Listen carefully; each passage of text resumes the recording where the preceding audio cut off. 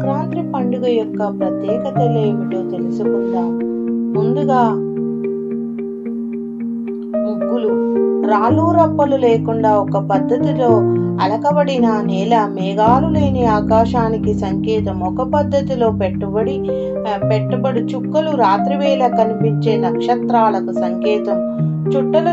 చుక్కలు చుట్టూ తిరుగుతూ చుక్కలను గళ్ళల్లో ఇమిడ్చే ముగ్గు ఖగోళంలో ఎప్పటికప్పుడు కనిపించే మార్పులకు సంకేతం. ఎంత పెద్దదైనా చిన్నదైనా ముగ్గు మధ్య గడిలో పెట్టే చుక్క సూర్య స్థానానికి సంకేతం. ఇంకొక దృక్పథంలో గీతలు స్థితి శక్తికి, స్పాటిక ఫోర్స్, చుక్కల గత శక్తి, డైనమిక్ ఫోర్స్ కి సంకేతాలని, ముగ్గులు శ్రీచక్ర సమర్పణ ప్రతీకలని శక్తి తత్వవేత్తలు అంటారు. ఈ విధంగా ఆకారంలో వేయి ముగ్గులు విల్లు ఆకారం పునర్వసు నక్షత్రానికి, పుష్పము పుష్యమి నక్షత్రానికి, పాము ఆకారం ఆశ్లేషకు, మేక, ఎద్దు, పీత, సింహం ఇలాంటివి మేష, వృషభ, మిథున, కర్కాటక రాశులకు 9 గడుల ముగ్గులు నవగ్రహాలకు సంకేతంగా చెప్పవచ్చును. రథం ముగ్గు వేస్తారు. 3వ రోజులలో పునరావృతం అందరికీ ఆనందాన్ని పంచే పండుగను ఘనంగా సాగనంపేందుకు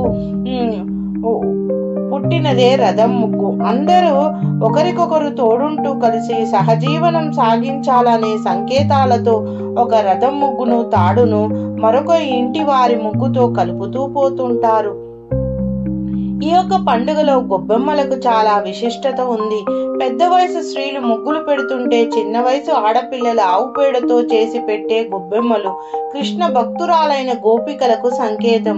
ఈ ముద్దల తల మీద కనిపించే రంగులు, పూల రేకులు, పసుపు కుంకుమలు ఆ గోపికల అందరూ భర్తలు జీవించున్న పునఃస్త్రీలకు సంకేతం. ఆ గోపికా స్త్రీలు రూపాలకే సంకేతం. గోపి ప్లస్ బొమ్మలు అంటే గొబ్బెమ్మలు.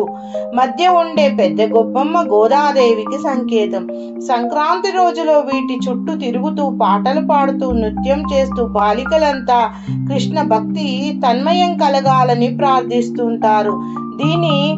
దీనిని సంధ్య గొబ్బెమ్మ అంటారు. గొబ్బెమ్మల పొద్దున పూట ముగ్గుల్లో ఉంచి దానిపై గుమ్మడి పూలతో అలంకారం చేస్తే చాలా ఆనందంగా ఉంటుంది.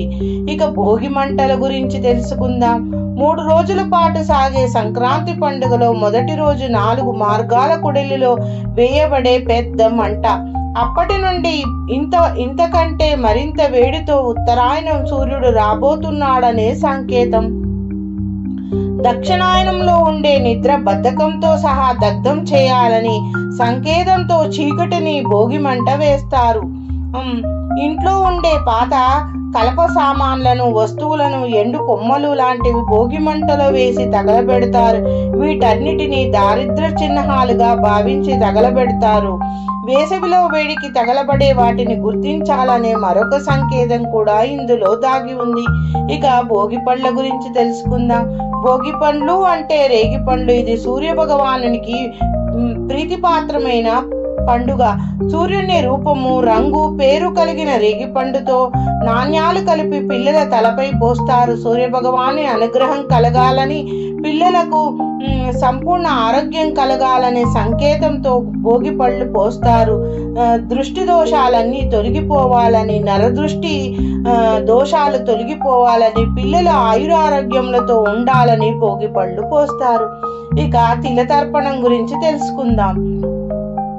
సంవత్సరంలో మిగిలిన రోజుల్లో నల్ల నువ్వులు వాడరు, కానీ సంక్రాంతి పర్వదినాన మాత్రం నల్ల నువ్వులతో మరణించిన పితృదేవతలందరికీ తర్పణలు ఇవ్వడం ఎక్కువగా చేస్తుంటారు. దీన్నే పెద్దలకు పెట్టుకోవడం అంటుంటారు. సంక్రాంతి పర్వదినాలలో వారి వారి ఆచార సంప్రదాయాలను అనుసరించి ఈ కార్యక్రమాన్ని చేస్తుంటారు. ఈ రోజు బూడిద గుమ్మడికాయ దానం ఇస్తారు. సంకృమయం సంక్రాంతి పురుషుడి గురించి తెలుసుకుందాం. మట్టితో ఒక బొమ్మను సంక్రాంతి పురుషుడు తన వాహనాన్ని ప్రతి సంవత్సరం వేరువేరు వాహనాలపై పురుషుడు వస్తాడు. ఏ వాహనాన్ని ఎక్కితే ఆ వాహనానికి ఆ సంవత్సరం ఎక్కువ నష్టమని ఒక నమ్మకం. మేళతాళాలను చేసి సంక్రాంతి 3 రోజులు పూజలు చేస్తారు. 4వ నాడు ఆ బొమ్మల్ని వాళ్ళు ఈడుస్తారు. ఇక హరిదాసు గురించి తెలుసుకుందాం. గొబ్బిళ్లతో ఇంటి ముందర భాగాన్ని అలంకరించి హరిని కీర్తించే భక్తులు సాక్షాత్తు శ్రీకృష్ణుడే హరిదాసి రూపంలో వస్తాడని సంకేతం. ఆయన తల మీద నుంచి గుమ్మడికాయ ఆకారంలో గల పాత్ర గుండ్రంగా ఉండే భూమికి సంకేతం. దాన్ని తల మీద పెట్టుకుని ఉండటం శ్రీహరి అయిన తానే భూమిని ఉద్ధరిస్తున్నాడని, ఉత్ ప్లస్ ధరించు అంటే తల మీద పెట్టుకోవడం అని చెప్పేదానిని సంకేతం.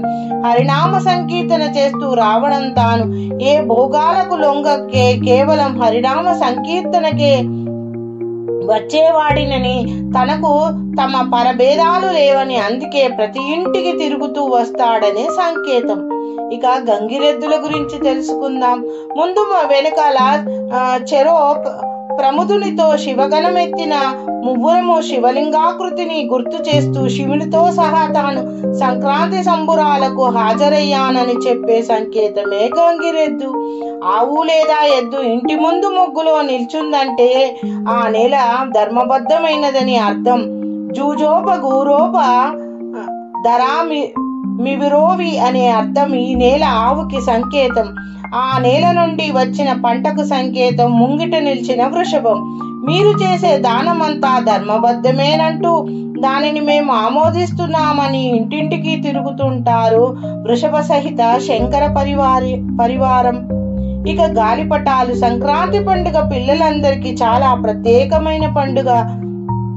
అది ఎందువల్ల అనగా పిల్లలు ఆ రోజు పొద్దున్న నుంచి సాయంత్రం వరకు గాలిపటాలతోనే గడుపుతారు. ఇలా ప్రతిదీ ఎంతో సంక్రాంతి పండుగలో విశిష్టత ఉంది. దానిలో ఒక అర్థం పరమార్థం ఏందో ఇప్పుడు వివరంగా తెలుసుకున్నాం. కావున మన భావితరాలకు కూడా ఈ యొక్క మన తెలుగు పండుగ గురించి విశేషాలు అందిస్తే వారు కూడా తెలుసుకుంటారు. Thank you for watching my video. Please subscribe and